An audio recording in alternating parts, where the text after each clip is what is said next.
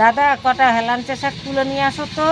ঠাম্মার কথা মতো আমি চলে এসেছি এদিকে পুকুর পাড়ে হেলাঞ্চা শাক তুলতে। এদিকে কিন্তু প্রচুর হেলাঞ্চা শাক হয়েছে, তোমরা কিন্তু সেটা দেখলেই বুঝতে পারছো। তো চলো শাক তুলে নিয়ে যাই।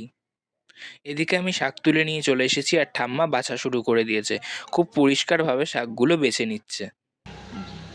বন্ধুরা, তোমাদের সঙ্গে আজকে একটা ভালো সুন্দর রান্না দেখাবো। প্রথমে চুনো মাছটাকে নুন হলুদ দিয়ে মাখিয়ে নেব। এরপর চুনো মাছ ভাজার জন্য কড়াইতে দিয়ে দিয়েছে সাদা তেল। আর তেলটা একটু গরম হওয়ার পর মাছগুলো খুব ভালোভাবে ভেজে নিচ্ছে। মাছগুলো কিন্তু এরকম কড়াভাবে ভাজতে হবে।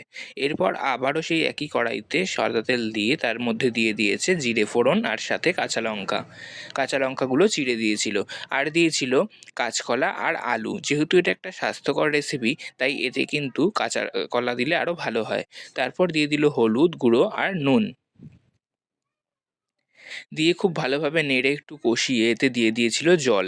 তারপর এটাকে একটু ভালোভাবে ফোটাতে হবে। আর ফোটানো হয়ে গেলে এর মধ্যে দিয়ে দিয়েছিল ওই কোচানো হেলাঞ্চা শাকগুলো।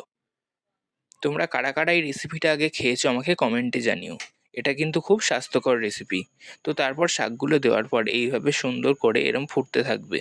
তো ফুটতে ফুটতে দেখো কিরকম নরম হয়ে এসেছে। তো এরপর এর মধ্যে ওই চুনো মাছগুলো দিয়ে দিয়েছে। তো দেখো কেমন রেডি হয়ে গেল স্বাস্থ্যকর চুনো মাছ দিয়ে হেলাঞ্চা শাকের রেসিপি। তোমাদের কেমন লাগলো অবশ্যই কমেন্টে জানিও।